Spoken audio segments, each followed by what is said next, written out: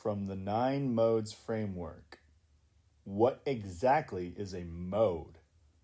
Configurations, not classifications. Most frameworks begin by asking a familiar question. What kind of person are you? It's a reasonable question. For generations, we've built ways of describing people: outgoing or reserved, analytical or creative, optimistic or pessimistic, leader or follower. Whether those descriptions are useful is not the question here. The point is simply this: most frameworks begin by classifying people. The 9 modes begin somewhere else. They ask a different question.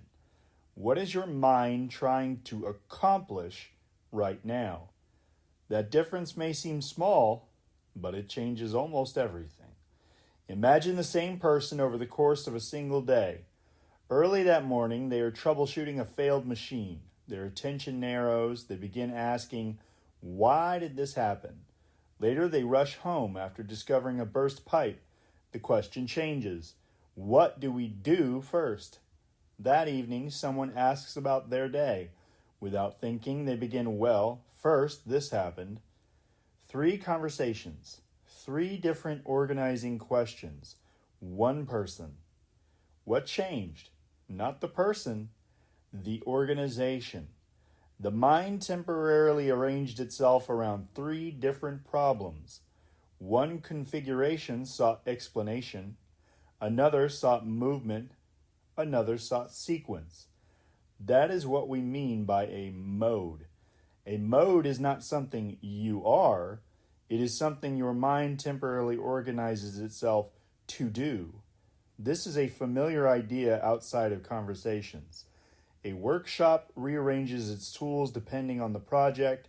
A production line changes configuration to build something different. A camera changes settings as the light changes. The machine remains the same. The organization changes because the work changes. Healthy minds appear to do something similar. Different conversational problems call for different kinds of organization. No single configuration is equally suited to every situation. When action is urgent, one organization becomes useful. When explanation matters, another becomes useful. When preserving sequence matters, still another becomes useful. Modes exist because conversations repeatedly ask different things of us. This also explains something many people have experienced without knowing how to describe it. Imagine a meeting after an unexpected failure.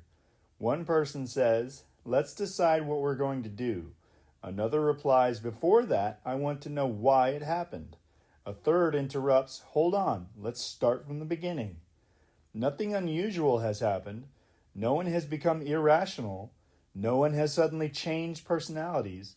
3 minds have begun organizing themselves around 3 different conversational objectives.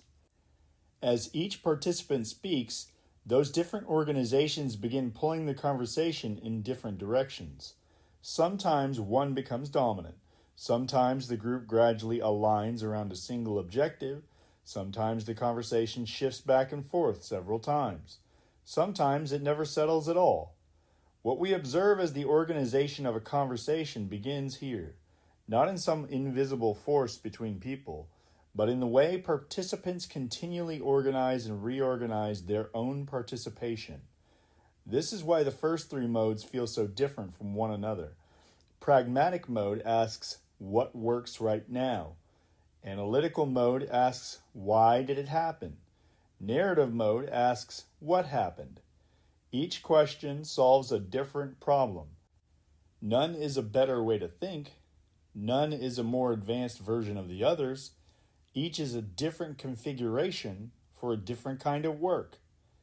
This is why the framework speaks of modes rather than types. Types attempt to answer, what kind of person is this? Modes ask, how is this mind currently organizing itself? That distinction is very important. A classification tries to describe identity. A configuration describes organization. The same person may move through several modes before lunch. not because they have become different people, because the problems before them have changed. The purpose of the 9 modes is not to label people. It is to recognize recurring configurations that appear again and again in ordinary conversation. Once those configurations become visible, conversations begin making sense in a different way. Questions that once seemed personal often reveal themselves to be organizational. Disagreements that once appeared mysterious become easier to understand. Not because the people have changed, because the organization has become easier to see. The remaining modes build on this same idea. They are not different kinds of people. They are different ways the mind temporarily organizes itself to solve different conversational problems. Once you begin looking for those configurations, you discover something surprising. You have been moving among them your entire life. You simply didn't have names for them. The Mercer Journal is an independent reader-supported platform. You can back our work at ko-fi.com/WEMercer. That's ko-fi.com/WEMERCER. And thanks for listening.